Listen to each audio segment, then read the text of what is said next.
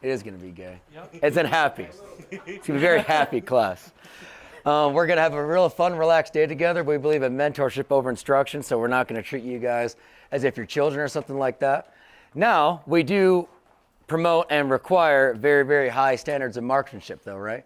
I mean, you guys that have trained with us before know that. So we try to provide that awesome blend of high standards, but also relaxed teaching environment.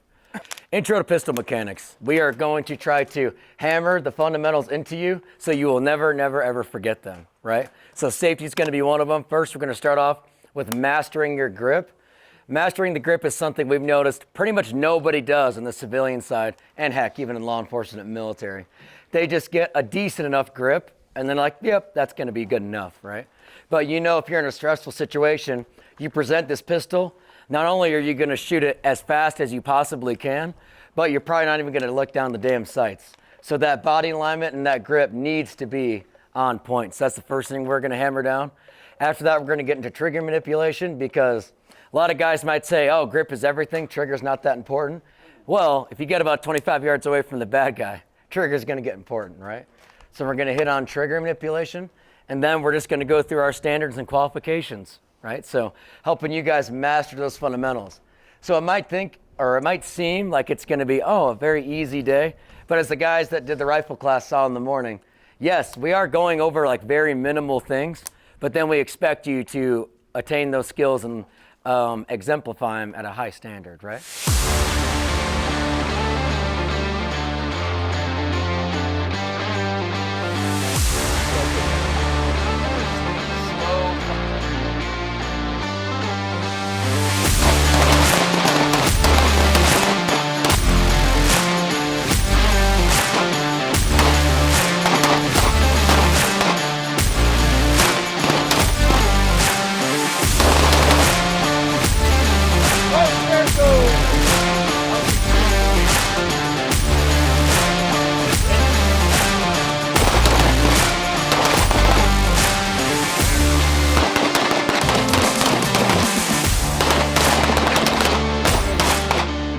Got you guys lined up on the target right here. Make sure you're actually on the target. You could do that pretty easily by looking down. At some point today, we'll actually shoot from here. So there's no reason why. Now, elevation can get slightly tough, like, okay, am I slight high or slight low?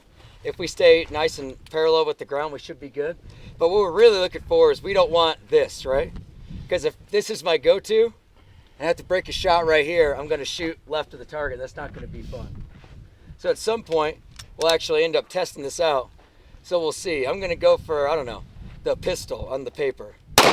A little bit above it, right? Not bad though, right? I'm lined up with the target, and I hit 3 inches above it, not even having to look down the sights. So that's what we're going for here. What I also want to hit on is your presentation of the pistol.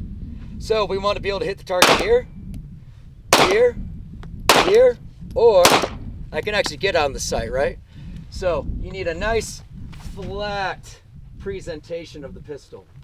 I was seeing some of these, right? So with our style of a draw, I can, shoot right here, or get on my sights, right? Versus if I do this, I can't shoot until now. And that's not going to bode well in a self-defense situation. So make sure you just take your time right now, present nice and flat, and your sights should come right where they need to.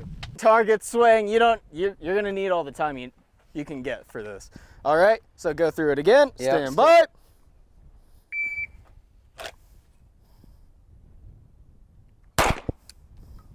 All right, and then we'll go on do doubles. Stand by.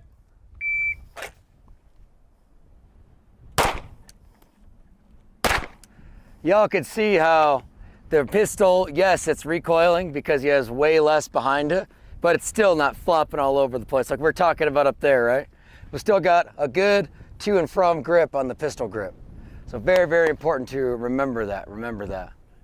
All right, it's all gonna be all about trigger manipulation. Big time, big time.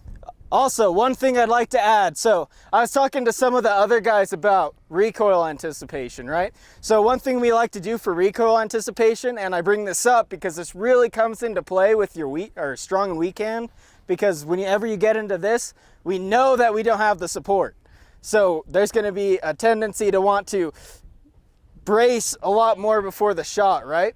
So what we like to do is talk ourselves through the shot. And what I mean by that is sit there and say, it can be anything, honestly, but I like to say, all right, my sight's on the target. I'm squeezing, squeezing, squeezing, squeezing, and then the gun is gonna go bang without me actually thinking about it. So it's gonna surprise you, but that's what we want. We don't want to be like, okay, I know it's coming, and then tighten up. We want it to be a complete surprise, all right? Because we know, have you heard of the whole term of pinning the trigger to the rear? Yeah. Have you heard of that? Okay, if we pin the trigger to the rear, the gun is dictating when we can actually shoot, not when we want to actually shoot. So it's gonna be like, gun is ready, now I can shoot, versus we are ready all the time, now we can shoot when we feel like we want to. 2.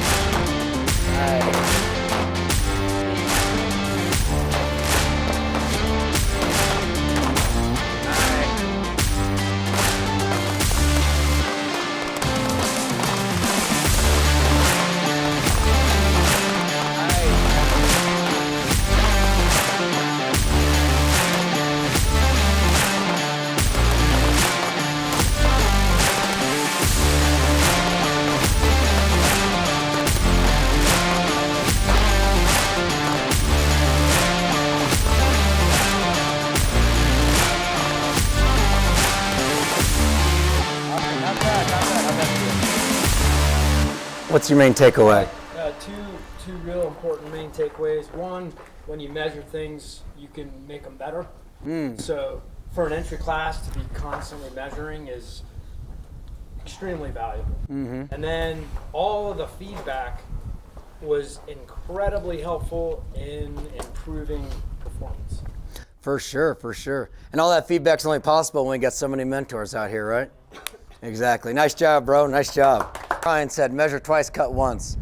So, Tactical Cowboy, where'd the name come from? It came from my grandfather's influence on my life. He was a big Western guy, grew up in a small town, Illinois. Taught me many things, just like many of your grandparents probably taught you. Measure twice, cut once is one of them, right? So we bring that into our medical training, our physical training, our tactical training, because if there's a situation where we have to use these skills, we want to cut once, get the job done right the first time, so we can, go home safely and bring everybody else home with us. So I thought y'all did amazing. Thank you so much for being here. Thanks, Woo, that's it. Thank you.